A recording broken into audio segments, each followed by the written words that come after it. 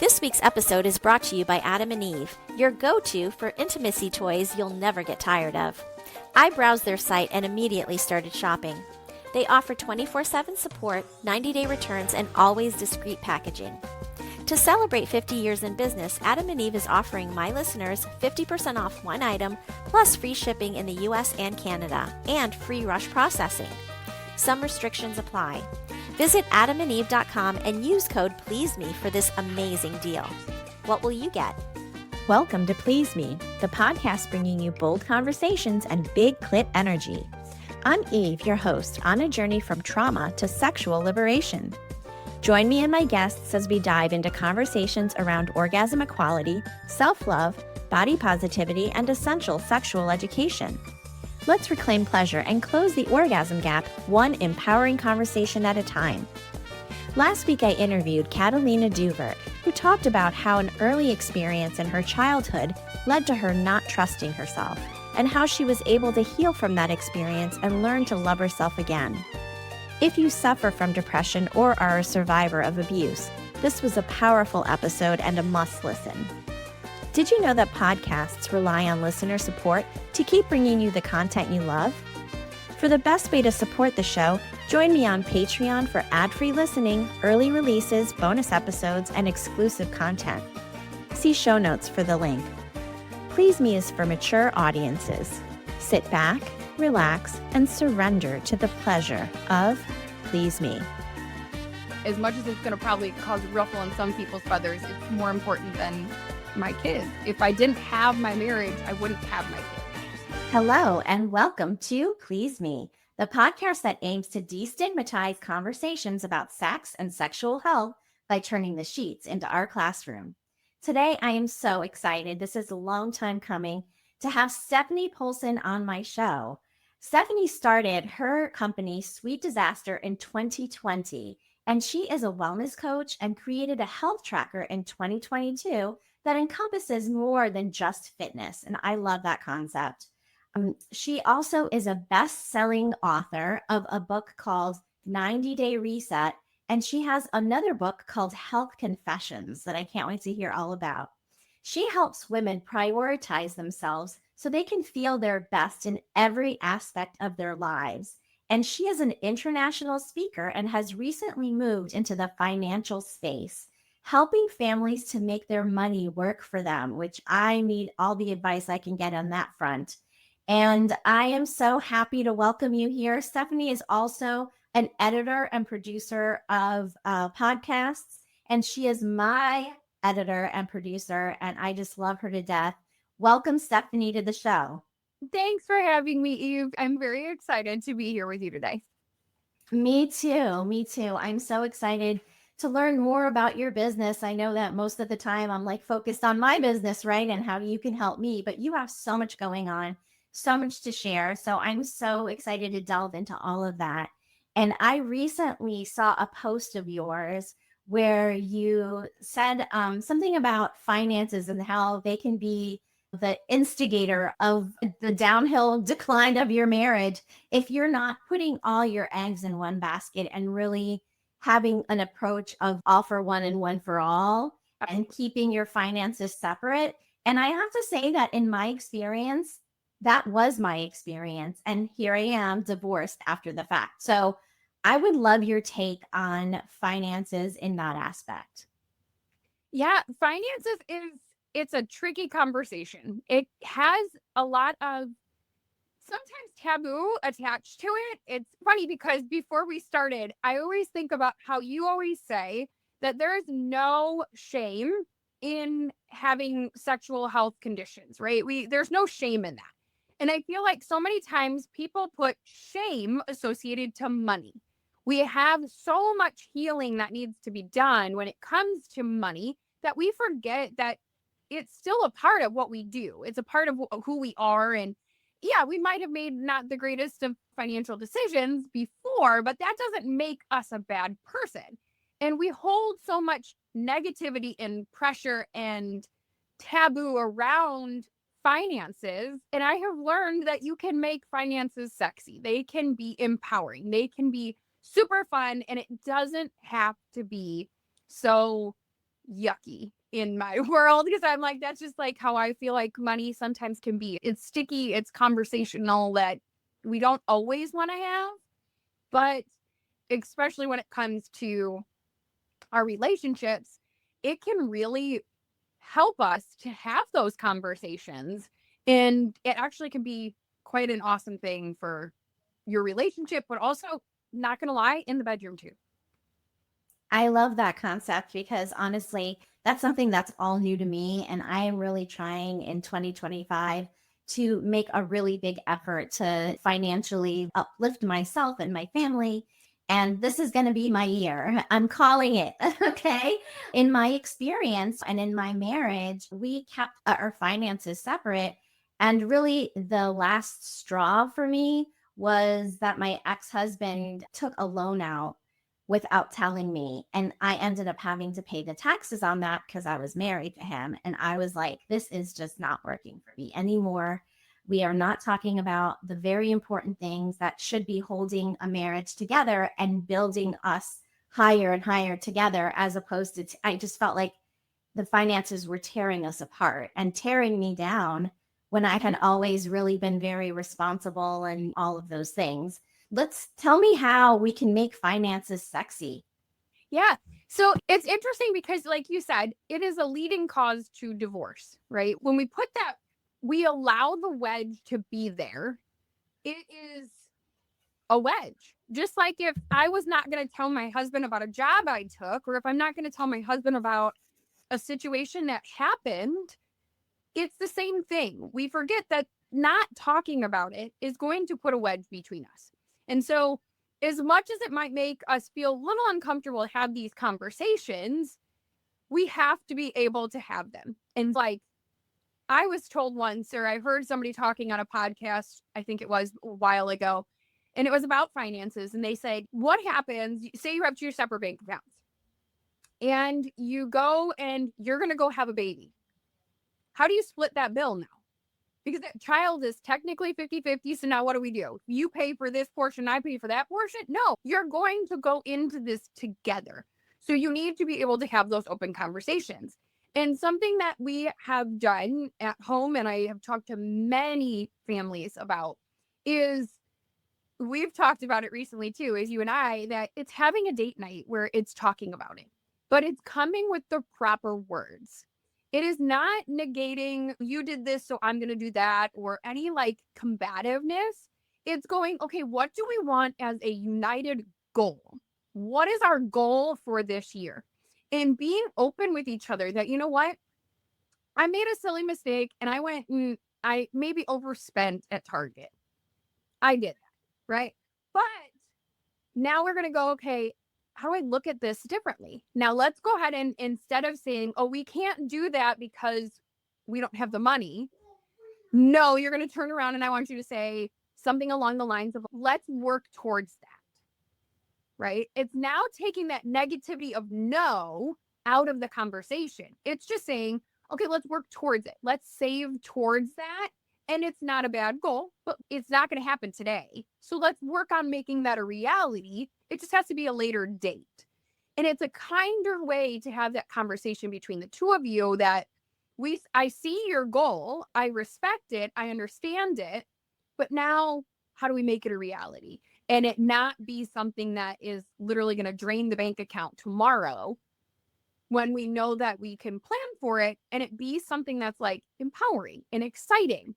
And so, like, even talking about, my husband and I have been talking about going on trips, and we never got our honeymoon. So we want to look at it and go, okay, how do we prepare ourselves to take that trip and actually enjoy, so that we're not sitting there dreading every penny that was spent, or unable to do the experiences because we've now battened it down so hard that we can't do any of the fun things because we now have planned for it. And we understand that your goals might be different than my goals, but let's talk together and make all of our goals a reality. But it starts with communication and not coming confrontational about it, or trying to accuse the other one of, you overspend or you have a spending problem. I know we both got to, like, we all have our flaws, but my job as a supportive spouse is not necessarily to be that the one to pinpoint it.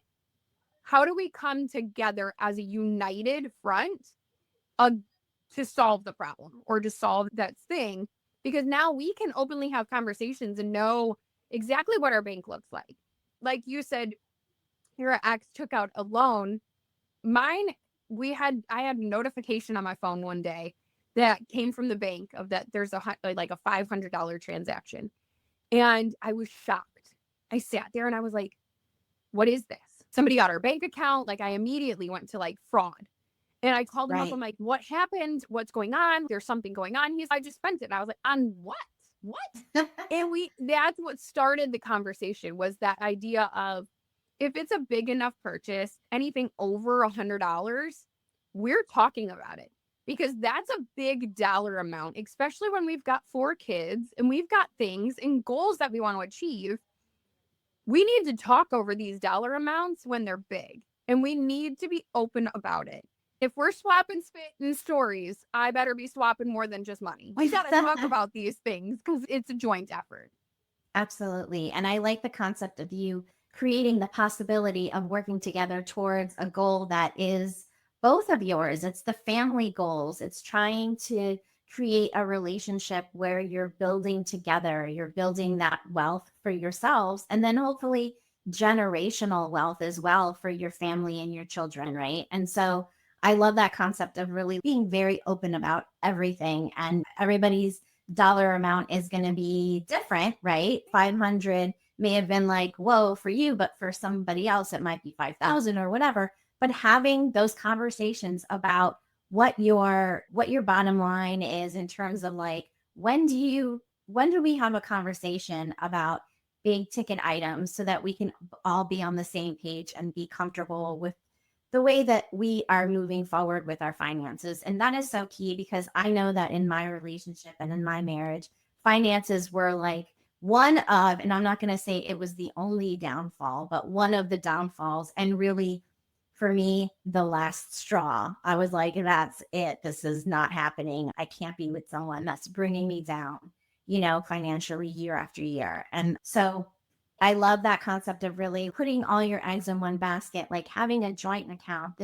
We're in it together. We're building a life together. This is our, future. And how can we work together to make it the best that it can be? Mm-hmm. I want to go back a little bit, because I know that your books were more health related, right?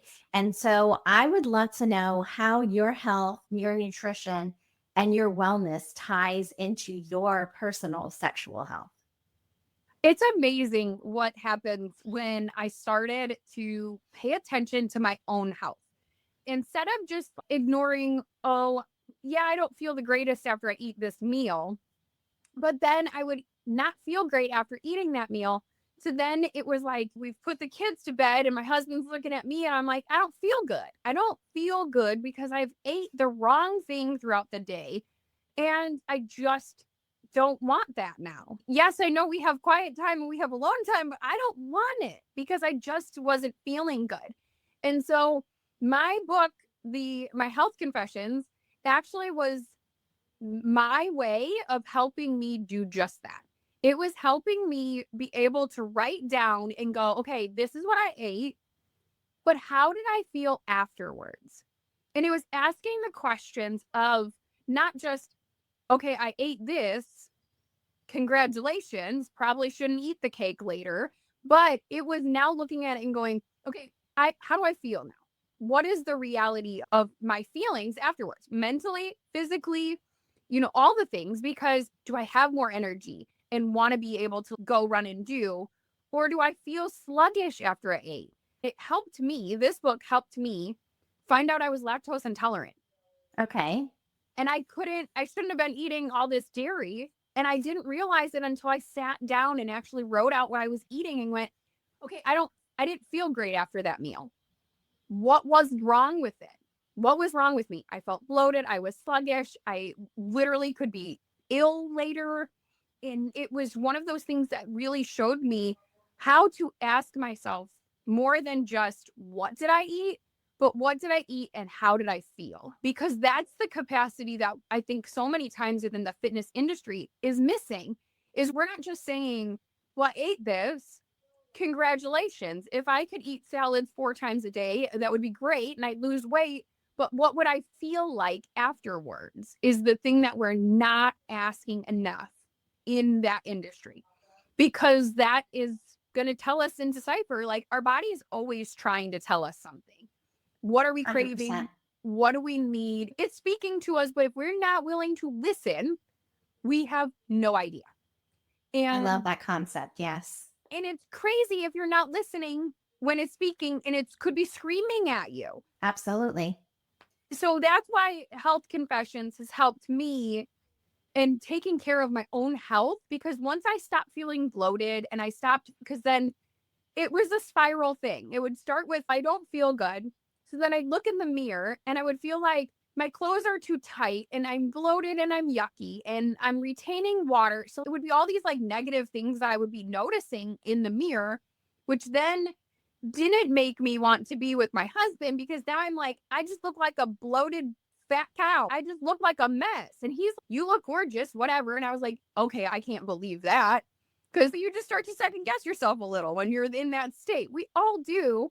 And for me, it was huge once I started to go, okay, no, I'm going to take care of my own health, because mentally and physically, I need it. I am a mom, I'm a wife, but I also have to take care of me. And Yes. Number one. by feeding my body what it needed, I was Yes. able to turn around and go, okay, I feel great, physically feel great. I have energy. I'm excited. And then I can look in the mirror and mentally be like, I do look good. Like, I look good for being a mom of 4. Yeah, great. Which then makes me more confident in front of my husband, because I want him to see me. I want him to be excited. I want him to be proud, because I'm proud of me. And it wasn't necessarily just because he's proud of me, but I was proud of me, because I Absolutely. can look Mhm. at me and be like, I feel great. I look great. I'm energized. And there was just a different glow and excitement about myself when I started taking care of me. So that then my relationship with my husband, like, I don't know, I've heard all the jokes of anybody, women after 35 are worse than 16-year-old boys. And That's all true. that's valid.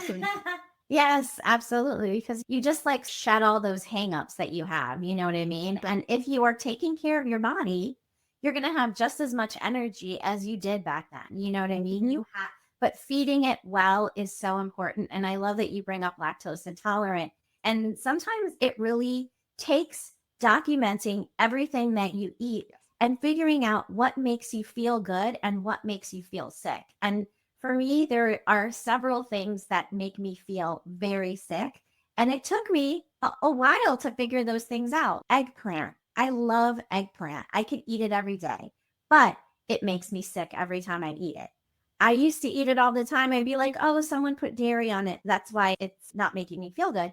But no, it was the eggplant itself. It had nothing to do with the dairy that was on it, although I am also lactose intolerant. So that was like a double whammy, right? Also, cabbage. No cabbage for me. Like, I love cabbage on my fish tacos, but you know what? I take most of it off if I order it at a restaurant, or usually ask for no cabbage, because it just makes me bloated and I don't feel comfortable after I eat it. And then, so everybody's body is different, and really listening to your body, figuring those things out, and having a tracker is such a great way to really be able to look back and say, okay, on this day I had the same thing, and I also felt sick that day too. And now here it goes again. Like, I may like this item on the menu that I go to all the time, but maybe it's a bad choice for me. So it's a great way to track things. Tell me about your best-selling book, 90 Day Reset. Tell me what is involved in the reset for you. So it started with this idea. We've all heard of the 75 hard challenge, right? And as a fitness person and a health coach, I sat there and I actually looked at, what is the 75 hard doing? And I love the concept and I love what it does, but it is not a thing that can be done long term. I don't know what that is. Can you tell me what that is? Yeah. So 75 hard is, it's 75 days where you're doing, I think it's 8 different things. There's a list and it's 8 different activities. It's double 2 workouts every day. One of them is outside, drinking your water, staying on a certain nutrition plan, and it's certain things you have to do every day. And as a habit building type of person, and we look at what we do every day is the small things that make the big things that we want done. And I loved 75 Hard. I think it's a great thing, but it was so intense that people could not keep it as a long-term thing. So it'd be Yeah, a it doesn't great, sound sustainable to me. it's not. Yeah, And yeah. when you look at it, yes, you'll get the drop of your weight really quickly. But Right. after that 75 days, a lot and a majority of the people were not able to sustain that past the 75 days. And then they would gain the weight back. That So you're yo-yo like, dieting. Mhm. exactly. And So unhealthy. And I said the same thing. And I was like, it's so unhealthy to continue to do these like extremes. Like, Extremes. we need to be talking about what can we do on a daily basis that's going to help us long term, but not starve us in the end of it all, right? We want that happy medium that will still allow us to live life, because that was the other thing is their diets were always so extreme on all these diet plans. Anything you've ever tried to put it together as a diet program, it was always so hard and so extreme. And you had cheat days. And I was like, I don't believe in cheat days because I believe living my life. That's just how I am, is that I want you to live life. And I don't want you to have to count a calorie. I don't want you to feel negativity towards eating Food, right. that it's not healthy. That's It's not an healthy. essential part of life. Absolutely. We shouldn't be feeling guilt around eating food. We need it in order to survive. So just choosing the right foods is so key.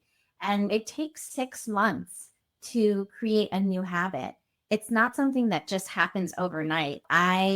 When I work with my coaching clients, I really like to take one behavior at a time and make sure that person is really creating that behavior and encompassing that behavior into their life before we add another. Because sometimes people go to the extreme and they change so many aspects of their lives.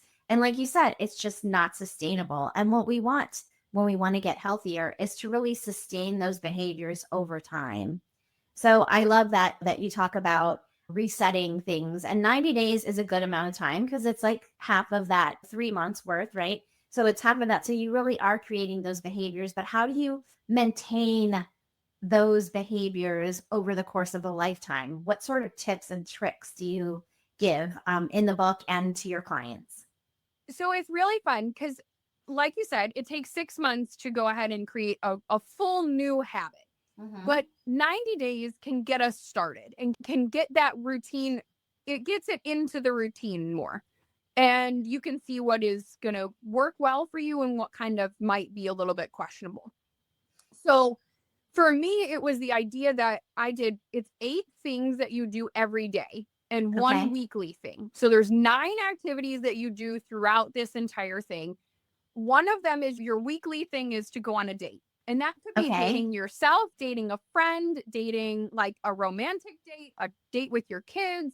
It's dating in the aspect of getting out and doing something fun, different, exciting, learning about the relationships you have in your life. And a lot of people were like, how is that going to help me? And I was like, have you dated yourself lately? Like, how do you expect you to know you and know how to be loved until you love yourself? I can't do that until I know who I am.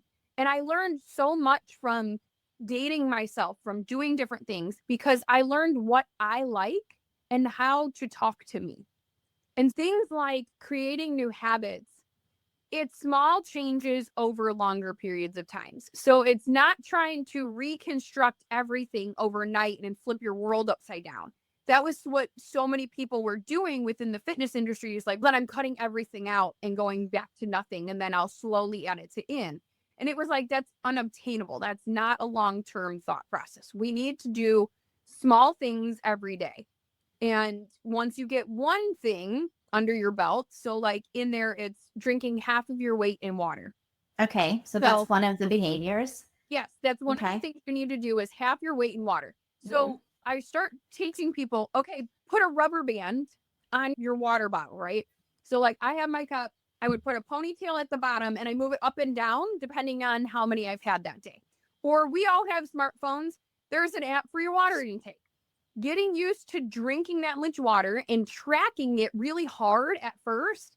And then you can start to wean off of having to track it as hard because now it's already a part of your routine. You know exactly how many cups you need that day or whatever, and you don't have to measure. But at first, you need to measure because you need to know how many ounces is my favorite cup. Like how many. So yeah, half your body weight in ounces is what I always tell my clients as well. So that's one of those really important behaviors. And it's so important to really cleanse your body. You're not going to wash the dishes with a tiny little cup. You're going to wash the dishes with tons and tons of water to get it clean. And your body needs to be cleansed internally too, right? So that we can flush out the toxins, etc. So important to drink lots and lots of water. What are the other, do you remember all of them? Do you have the list? I have my blood here. Okay. Of course I have it with me, but so I want you to feed yourself with this as a well-rounded human being. So it's not necessarily just what I'm taking in, but it's taking in the way of every form of taking in. So what are we reading? What are we eating? What are we drinking? What are we taking in? So you have daily affirmations. Okay, I love that. To mentally be strengthened. Like we said, half your weight in water. This one is an interesting one, but it's find a nutritional lifestyle that you can stick to. And that sounds weird because so many people are on the yo diets or they're on this or that, and it's not obtainable or something that they can sustain for the long term. So I started doing the 80-20 lifestyle where 80% of the time I'm going to eat really well, good and healthy food, but 20% of the time I'm going to look at it and go, you know what? Life happens. We're out. I'm going to eat the cookie if I see the cookie and it looks great. Otherwise, maybe I won't. Because I feel empowered that day that I don't really want that. And that's fine. But it's understanding what do I want and removing the stress of needing a cheat day to have a cookie. So that's one of those things, but find something that works for you. Mm-hmm. That's what worked for me. Another person that I know was very strict on, I need to count the calories. It helps me stay accountable. Love that. Then you do that. Find a plan that works though. Taking your supplements, because we can only eat so much of what we need. Sometimes we do need to supplement in. And I know that you have talked about it with Juice Plus and with some other things. I have supplements too that I take because there's just the extra that sometimes your body's craving and needing. It's not a bad thing. We need to put it in there. And everybody's body is different. What supplements work for one person may not necessarily work for another, but just out of curiosity, what other supplements do you encompass into your personal diet? And I will share mine. The Juice Plus is 30 fruits and vegetables. It's encapsulated produce, and it's an amazing adjunct to getting your fruits and vegetables in every day. I also always take vitamin D. I recently found out that my vitamin D, even though I was taking it every day, was low because I was only taking one pill instead of two. So now I just started taking 2 vitamin Ds every day. Of the particular one that I take, you need to get the full dosage. And so I'm hoping that goes up because that's so important. And then I also take magnesium, and I take a probiotic, and it's a vaginal probiotic specifically so that I can keep my microbiome down there healthy. And so I'm just curious. Those are some of the things that I take in. There's some other stuff too that I throw in my smoothies. So I'm not going to go into all of that right now, but I'm just curious as to what you add into your diet every day in terms of supplementation. So I take a magnesium every day. I take 2 magnesium pills. I just feel better when I take it. It's one of those things. I take mine is called New Biome. It's a part of you just pack it, put it in water. And that is supposed to help with my gut health because that was something I learned was super unhappy in my system was my gut. And so when I started paying attention to gut health and really working on creating a happy space for my stomach, a lot of things changed from weight loss to my mental health to everything. And then I am in the new transitions. I'm early into it, but I am in the new transitions of perimenopause. So I take, I think it's called estrogen. So like it's a perimenopause natural supplement to put the things back in your body that sometimes can be low or needed to help alleviate just the symptoms of menopause that are coming on. It was something that my mom took. I've heard many people say nothing but amazing things. So I was one of those that was like, yep, I'm going to go ahead and take this. And it has been life-changing for me just to be able to not feel like I need prescription medication to deal with it, but that there's natural supplements out there, because I want to put stuff back in that is naturally needed, not necessarily just a prescription. So that's where I look at mine.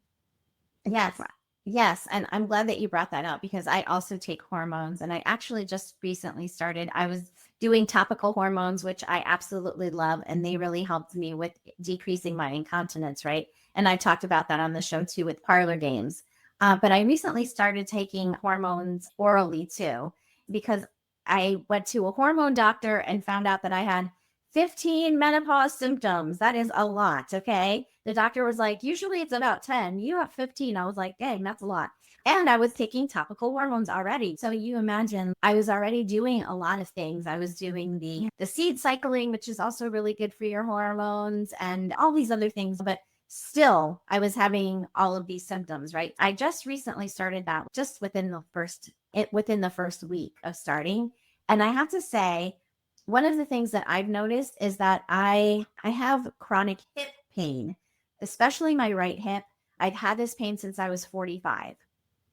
Okay. And I, a few years ago, had hip surgery on my hip because we thought there was something wrong with it. When the doctor went in, he was like, your hip looks great. The joint looks great. And I was like, I just had thousands of dollars of surgery on a hip that has nothing wrong with it.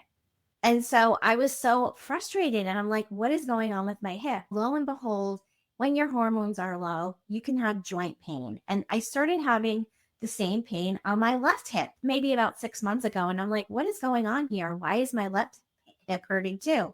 The worst thing that would cause the pain would be sitting for long periods of time. When I would go from sitting to standing, it would be like, oh my gosh, I can't straighten out. My hips hurt so bad. 5 or 6 days into these hormones, and I sat on Saturday working on podcast stuff and all these other things that I'm working on for 5 hours straight. When I got up, I was like, no pain. I could not believe it. And I'm only like 5 or 6 days into the treatment. So listening to your body and trying to figure out what is going on. If you're having joint pain and you are in your even early 40s, or you've had some kind of chemotherapy and you've had cancer treatments, you can have menopause much earlier than you think. And I think I started my perimenopause at 45, and that is why I was having these hip pain issues. So I wish that I would have started this a long time ago. And unfortunately, doctors are not prescribing this unless you are in menopause or you go to a special hormone doctor. So I'm just curious, where do you get your hormones from? Did you get them from a doctor specifically, or is this something that you found on your own? Because I know for parlor games, you can just buy that over the counter. So let me know how you're taking yours. So it's interesting because I started mine. I'm 37, so I am much earlier than a lot of people. And even like my gynecologist will look at me and be like, you're too early for that. It's too early for you to be going through menopause. And I was like, but I think if we look at, I had to remove this idea that, well, it's too early. I was like, so I started talking to my mom and found out that within the women in my mom's side of the family, all of us have started our menopause journey before our 40s. So I was right on track and right too with my family history, which the doctors are not taking into consideration, because I started my whole menstruation cycles when I was 12. I started these way earlier than a lot of other people. Also normal to my family history. My mom was very early with hers. My grandmother was the same. My grandmother started her menopause much earlier than most. I think she was early 40s, late 30s. And my cousin and I are 9 months apart, both going through the same thing.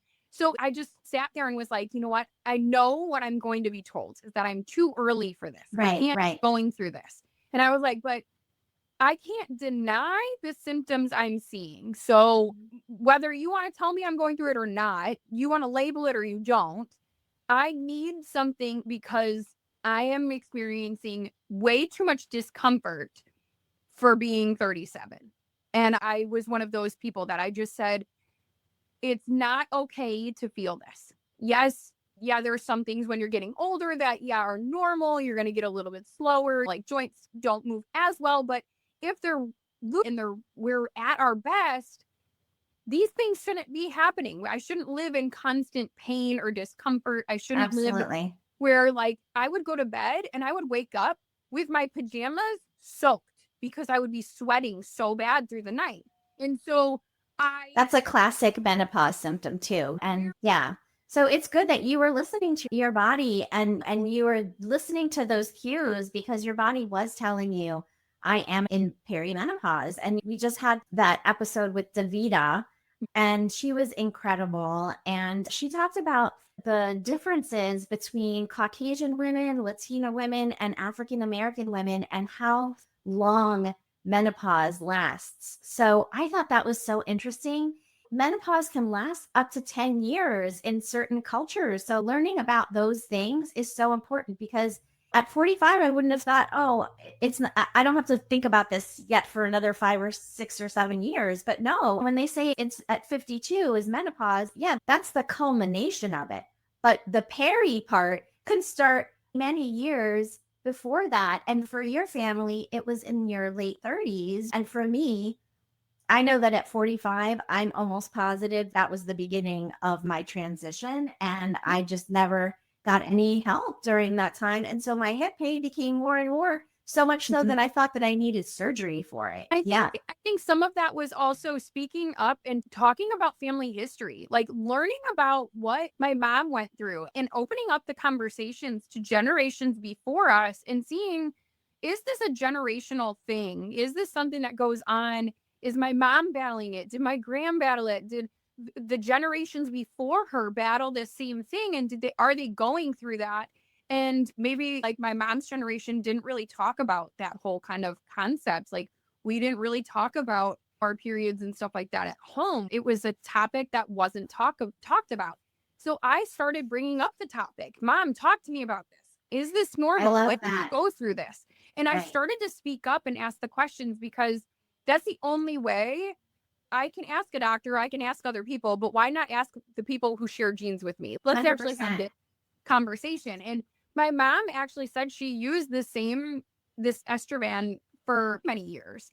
Okay. And I got it on a website, like on their website. It auto ships to me every 2 months is enough. Mhm. Like I take one tablet every day. It has subsided every single one of my symptoms that I've had, other than my irregular period. It depends on that one. But otherwise, it's been able to subside all of my other difficulties and symptoms.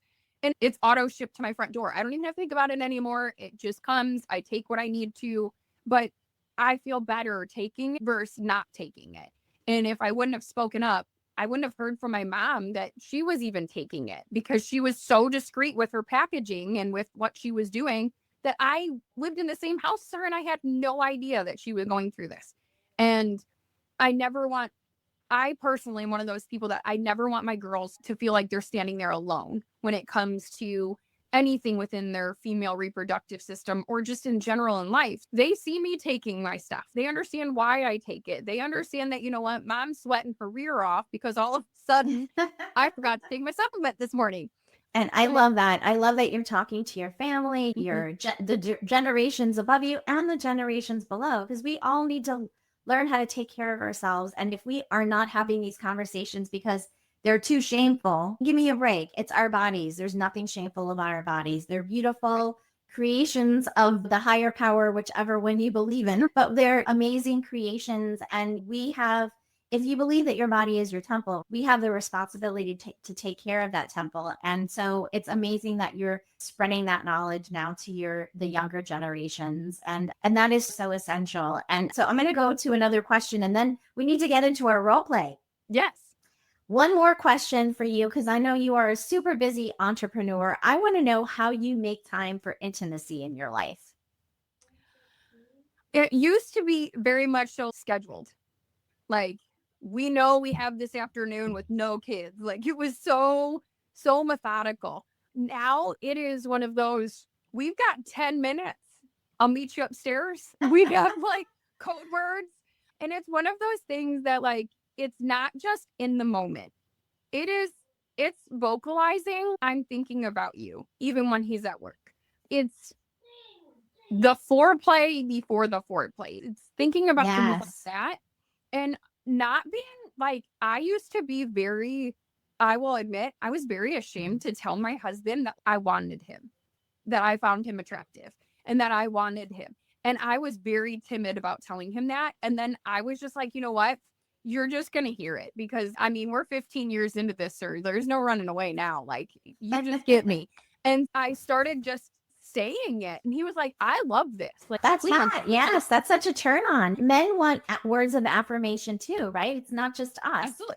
And so they want to know that you're thinking about them and you want them in that way as well. So it's definitely such a turn on for your partner to hear that they want you and all of that, and sharing that and all of those like micro flirtations that you're doing throughout the day as you're passing in the kitchen or you're whatever it is for you. Everybody's different, but I love all of the interactions that I have with my partner throughout the day, whether it be him kissing me goodbye and we have a really like sexy exchange before he goes to work, or that little pat on the butt while we're cleaning up in the kitchen together, or whatever that may be, that just keeps you connected. And so it's so important to really make time for each other in those micro ways. And then also running up to the bedroom when you have that extra free time.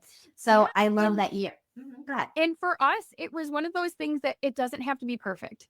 Like, it does not have to be this like lavish, extravagant thing. If we want it to be, yes, we can make it that way, but it doesn't have to be that way. And it was also this idea of experimenting, bringing the fun back into it. Do you want to try this? Like, we did I think it's the adventure books. They're like scratch off books, and they give you different ideas. We will do like a hotel stay once. I think it's once every quarter. We do like a hotel overnight where we try to just get away. And you leave the kids at home, right? You leave them with somebody so that you can have some really good one-on-one time. Because when you have 4 kids, I have 2. You have 4. That's like a lot. That's quadruple the work, right?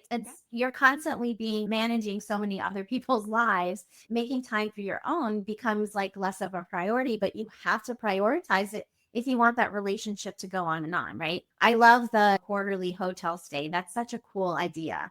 Yeah. And it was something we decided, you know what, we need this. We need to be able to escape, and not escape, but we need to be remembered that without this marriage, there would not be the kids in front of us. Yes. And so many times we have seen it where parents will put the kids first. And then when the kids move out the door at 18, they're looking at each other, having no idea who the other person is. And it's, no, I'm not waiting until my kids are out the door to find out who my husband is. I'm going to know him well before they leave, so that I can go have even more fun when it's just the 2 of us. And so we strategically make sure that there's those days, and we communicate. Did you like that? Did you not like that? That was fun. That was crazy. That was, oh my gosh, we almost got caught. There's many times you lock the door, you're like, oh no. And you're like, but it's bringing the fun back and being willing to like laugh, genuinely laugh and enjoy each other, because it doesn't have to be strict or perfect or what so many times is expected. Make this your relationship. So if it comes with some laughs and jokes and different things, then cool. And if your kids are knocking on the door and going, what are you guys laughing about? Or whatever. I feel like sometimes couples get worried about the noises that they make. And so I remember talking to somebody that said that they would go into their closet and have sex because they didn't want their kids to hear. I'm like, what the hell? That is how they got here. So why are you putting shame on having sex and making love? And it's funny. It's important for children to know that their parents are intimate and that they love each other in that way. It's so important, I think. I don't know. That's my personal opinion. Some people don't think that way. And my husband and I think that same way. And we even joke about it. Like, the kids would be like, quit making out in the kitchen. And I'm like, at least we're making out and not hitting each other since that we're fighting. So I'll take this over the other option any day of the week. And they like laugh at it. And as much as it probably grosses them out, and my older 2 are 14 and 13, they're probably like, ugh, enough already. You're like, but you're setting an example of what Yes, you're health creating looks like, and exactly. that it's okay to still be parents of 4 kids and still want the other person. We're 15 years into marriage and we still genuinely want the other person, and it's good to show that it's not just behind closed doors. Like we're adults too, like we're people too, and yeah, I might stick my butt out against a countertop just for the kicks and giggles. Like fun just to see. But it's also remembering that our marriage is, as much as it's going to probably cause a ruffle in some people's feathers, it's more important than my kids. If I didn't have my marriage, I wouldn't have my kids. And so I look at it and go, that's the order we have that. And it's our faith, it's our marriage, and it's our kids. And that's how we do that. And the kids, as much as it probably grosses them out, they'll joke because one of our boys' bedroom is right below our bedroom. And there's been times they're like, really? You got to be that loud? And I'm like, we didn't hear the whole thing. We make the joke of it. We'll turn the music up more next time. Because you know what? At least they don't feel like, I look at it and go, they now feel like they could probably come to us more with conversation than being such a closed door, don't talk about it, and scary situation. Like, I don't want them to go into that scared. I want them to feel empowered and encouraged that it's okay, but it's meant for, like, for our house, we believe that it's meant between 2 adults and between 2 consenting people who want this, that are asking for it, and through marriage. We knew that. And so the kids see that example and are open to it. Setting an example for your kids is so key. So kudos to you for doing that. So let's jump into our role play because we are talking and talking. I'm going to be your husband, okay? And you're going to be yourself. And we're going to be going on our monthly date where it's like a meeting/date where we talk about all the aspects of our relationship from finances all the way to the bedroom, right? And I'm going to be just letting you take the lead on that action. Thank you for setting this up, honey. I really appreciate you putting all the date together. Oh, of course. I always look forward to this day. What's on the agenda for today? I think we need to start talking, especially because it's earlier in the year. What do we want to plan for this year? What are some goals that you want to achieve this year so that we can make sure that we're working together and we're going together to make this all happen? So what are some top 2 goals that you have for this year? So let's see. I would really like to take 2 vacations, one with the kids and one with just you and I. That would be one of the goals that I would have for this year. Awesome. So then I think we can sit down and we talk with the kids over where they want to go, because I think that would be super fun to get them like super involved in it and let them tell us where do they want to go, what do they want to see, and involve them in the planning of that. But for us, where would you want to see us going? Because that would be super fun. I don't know. Do you want to go somewhere overseas? I've always wanted to go somewhere like Greece. I love it. So since it's early enough in the year, we can definitely plan that so that we're not taking just a giant chunk out of the savings. So I think, yeah, let's plan that. And let's look for something later in like October, maybe even November, so that we can get discounts, because me and my being discounted, I love being able to go on a trip for not a lot, but still be able to enjoy our time. We'll plan for that. And then is there anything that you think we need to work on together? Let's talk about finances and how we're going to make that happen. Yeah. So we can definitely look over, because I know there's different packages, and I think we get with the travel agent and sit down and look at what's the grand total. And then we'll break it over like month to month payments so that we can make sure that we're not, like I said, emptying the bank just to do it, but we can still enjoy what we want to do and where we want to go. So we'll make it into monthly payments. That's why we should probably push it out until October or November, give us so that monthly payment isn't so big. But we can now break it apart and see what we need each month, and then make sure that's a feasible amount for us and make sure that we can achieve that. Maybe we have to push it into the beginning of next year, but I don't want to make it where we have to be penny pinching too hard and not enjoy it. Yeah, definitely. I think that's a good idea to break it up into payments and scene. This role play could really go on and on. We could go into all the aspects of our relationship. For time's sake, we are running out of time. I just want to make sure that our listeners can find you. Where can they find you, Stephanie? So most of my financial conversations are going to be on Instagram or Facebook. That's usually where you can find me. Otherwise, I do have a website, stephaniepolcyn.com. So it's just my name.com. You can go ahead and find me there also. If you're looking more along the lines of anything else, let me know, reach out. But both of my books are on Amazon. They're also on my website too. So you can get the books, you can talk with me. If you're looking for financial advice, how do we have these conversations? I do free financial advising and sit downs where we sit down and we talk over everything from the budget to how do we make it all work? What are your goals and dreams? And those are free sessions. So we can sit down and we can talk over everything. That's amazing, Stephanie. Thank you so much for being on the show. This was so much fun.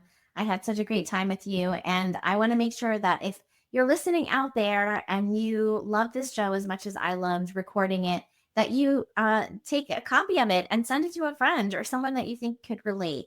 And also, I just want to make sure that my listeners can find me as well. I have a website called pleaseme.online, and I'm looking for it right now. Oh, you know what I'm going to do? I'm going to share this link instead, because this is my link to the Juice Plus that I mentioned earlier, which is something that I will take till the day that I die. Juice Plus is a product that gives you 30 fruits and vegetables in your body every single day. I also use the shakes religiously every single morning. I just love them. They have really low glycemic index, which means that when you eat them or you drink them, they keep your blood sugar level for a long time. So they keep you full. And so they're wonderful products. So if you're interested in looking into that, you can go to this particular link on my website, and we will include that in the show notes. So I guess that's everything for today. This has been so much fun, Stephanie. Thanks for being on the show. Thank you for having me, Eve. I appreciate it. Until next time, For ad-free listening, exclusive bonus episodes, Eve's library of archived webinars, and early access to new releases of Please Me, become a monthly supporter on Patreon. Simply open the Patreon app on your phone, search for Please Me, and subscribe today for premium content and more. Cheers to finding your pleasure and big lit energy.